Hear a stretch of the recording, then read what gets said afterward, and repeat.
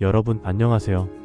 오늘은 우리가 일상에서 가장 자주 마주하는 감정, 그러나 가장 다루기 어려운 두 가지, 바로 화와 불안에 대해 이야기 나누려고 합니다. 혹시 이런 경험 있으시지요?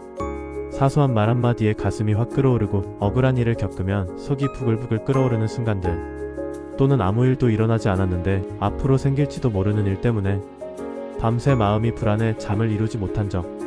사람은 누구나 그런 순간을 겪습니다. 그리고 바로 그때 우리의 삶은 무거워지고 관계는 깨지며 마음은 지쳐갑니다. 부처님께서는 이런 인간의 마음을 너무나 잘 아셨습니다. 그래서 이렇게 말씀하셨습니다.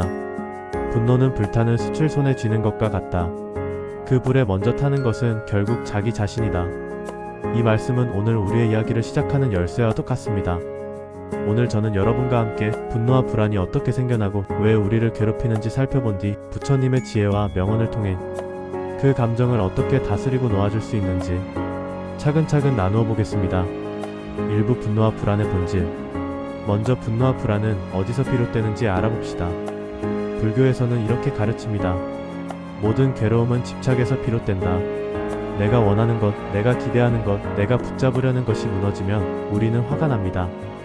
예를 들어보겠습니다. 길을 가다 누군가 나를 무시하는 말을 했을 때 나는 존중받아야 한다는 내 마음의 집착이 깨져 화가 일어납니다. 또한 불안은 어떨까요? 아직 일어나지 않은 미래를 미리 걱정하는 마음, 이 일이 잘못되면 어떡하지? 라는 집착이 불안이라는 그림자를 만들어냅니다. 부처님은 말씀하셨습니다. 마음이 모든 것의 근원이다. 우리가 생각한 대로 우리는 된다. 즉, 분노와 불안은 바깥 세상에서 오는 것이 아닙니다.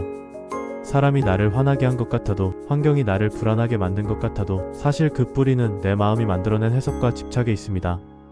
이 진실을 깨닫는 순간 우리는 더 이상 감정의 노예가 되지 않습니다. 2부 분노 다스리기. 이제 분노를 어떻게 다스릴 수 있는지 살펴봅시다. 부처님은 분노를 독약에 비유하셨습니다. 분노는 독약을 마시고 상대가 죽기를 바라는 것과 같다. 상대를 해치고 싶어서 화를 내지만 실제로 독에 중독되는 건 자기 자신입니다. 분노를 다스리는 첫 번째 방법은 멈춤입니다. 우리는 보통 화가 나면 즉시 반응합니다. 말을 쏟아내거나 행동으로 표현해버립니다. 그 순간 우리는 이미 감정에 끌려가고 있습니다. 부처님은 화를 느낄 때 먼저 숨을 고르라고 하셨습니다. 숨을 들이마시며 이렇게 알아차립니다. 아, 지금 내 마음에 화가 올라오고 있구나. 숨을 내쉬며 이렇게 내려놓습니다. 이 화는 잠시 머물다 사라질 것이다. 이렇게 호흡을 지켜보는 순간 불길은 조금씩 잦아듭니다. 두 번째 방법은 침묵입니다. 부처님은 말씀하셨습니다. 침묵은 가장 강력한 대답이다. 화를 참지 못해 내뱉은 말은 칼처럼 상대와 나를 동시에 베어버립니다. 하지만 잠시 말하지 않고 침묵을 지킨다면 시간이 지나 화가 가라앉은 후 더 현명한 대답을 할 수 있습니다. 세 번째 방법은 거리두기입니다. 화를 일으키는 상대나 상황과 나 사이에 심리적 거리를 두는 것입니다. 예를 들어 누군가 거친 말을 던질 때 그 말이 내 전부를 말해주는 것이 아님을 알아차리십시오. 그 사람의 말은 그의 인연, 그의 마음에서 나온 것일 뿐 나라는 존재 전체를 정의하지 않습니다. 이렇게 바라볼 때 화는 힘을 잃습니다. 3부 불안 다스리기. 이번에는 불안을 어떻게 다스릴지 살펴봅시다. 부처님은 이렇게 말씀하셨습니다. 과거는 이미 지나갔고 미래는 오지 않았다. 오직 지금 이 순간만이 삶이다. 불안은 오지 않은 미래를 붙잡으려는 마음에서 생깁니다. 이 일이 실패하면 어떡하지? 내일 무슨 일이 일어나지 않을까? 아직 일어나지도 않은 그림자를 붙잡으며 괴로워하는 것입니다. 불안을 줄이는 첫 번째 방법은 현재에 머무는 것입니다. 지금 내가 걸어가고 있다면 발걸음에 집중하십시오. 지금 내가 밥을 먹고 있다면 음식의 맛과 향을 느끼십시오. 불안은 항상 미래에 있지만 평화는 지금 이 순간에 있습니다. 두 번째 방법은 무상을 깨닫는 것입니다. 세상 모든 것은 변합니다. 기쁨도 슬픔도 두려움도 불안도 영원히 머물지 않습니다. 지금의 불안 또한 반드시 변할 것입니다. 이 사실을 깊이 새길 때 불안은 조금씩 힘을 잃습니다. 세 번째 방법은 마음을 관찰하는 것입니다. 불안은 나라는 생각에 집착할 때 더 커집니다. 내가 망하면 어떡하지? 내가 실패하면 안 돼. 이렇게 집착할수록 불안은 커집니다. 하지만 불안도 그냥 하나의 생각일 뿐입니다.